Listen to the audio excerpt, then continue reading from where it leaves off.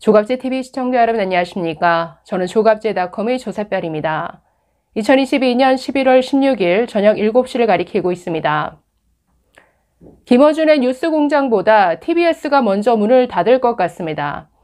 자, 서울시의 TBS에 대한 재정 지원을 중단하는 조례안이 어제 서울시 의회를 통과했습니다. 자, 서울시의 예산 지원을 내후년인 2024년 1월부터 중단한다는 내용입니다.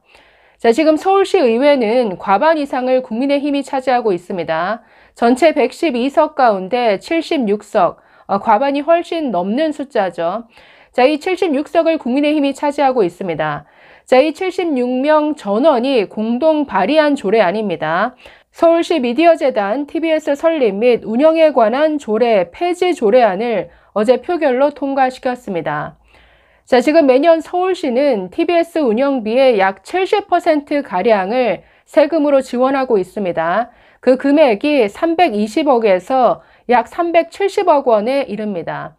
자, 전체 운영비가 약 500억 원인데 그중에 70%를 지금 세금으로 지원해주고 있다라는 거죠. 이거 엄청난 금액이죠. 자, 이게 내년에는 약 절반으로 줄어들었다가 2024년부터는 아예 전면 지원을 중단한다라는 내용입니다. 자, 잠시 표를 보시면 자, 서울시의 TBS 출연금이 어느 정도인지가 표로 나오고 있습니다. 자, 2020년에는 291억 원, 21년에는 375억 원으로 늘었죠. 자, 올해는 320억 원이었는데 이게 전체 운영비의 약 70%에 해당하는 금액입니다. 자, 그런데 내년에는 절반으로 줄어들어서 232억 원이 지금 편성이 되어 있고, 자, 2024년부터는 아예 아무것도 주지 않겠다라는 내용입니다. 자, 그래서, 아니, TBS 이미 사실 예전에 없어졌어야죠.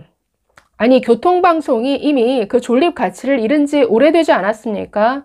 요즘 누가 교통방송 들으면서 운전을 하죠? 온갖 내비게이션 앱들이 지금 너무 잘 나와 있는데 누가 교통방송 듣습니까?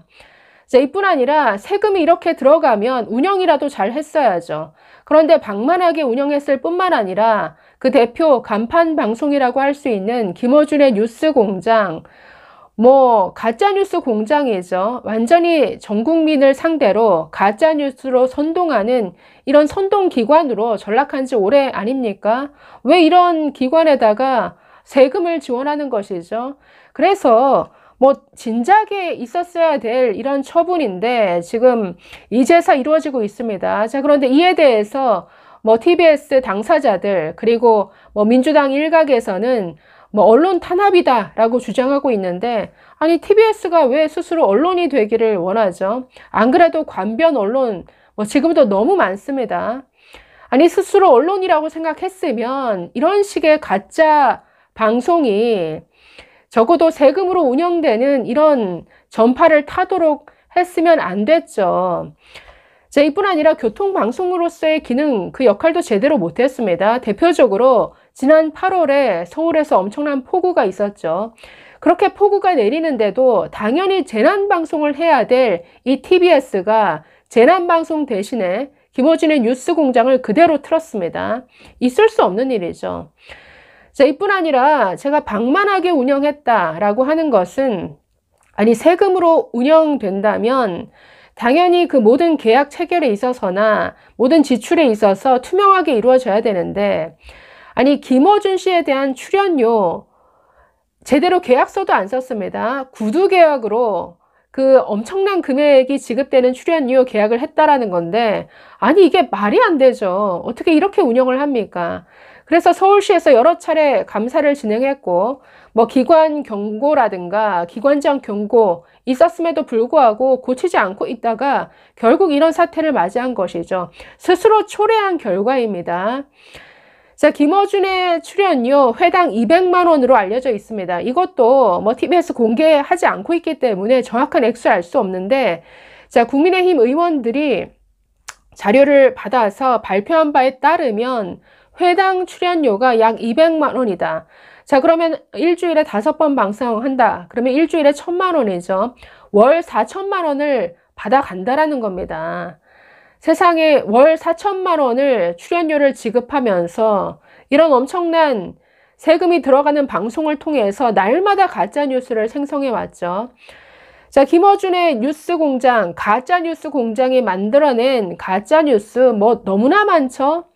가장 최근에 이태원 사고와 관련해서 또 거짓말했습니다. 몇 년 전에 그 사고가 일어난 골목이 일방통행으로 운영을 했었다. 거짓말이었죠.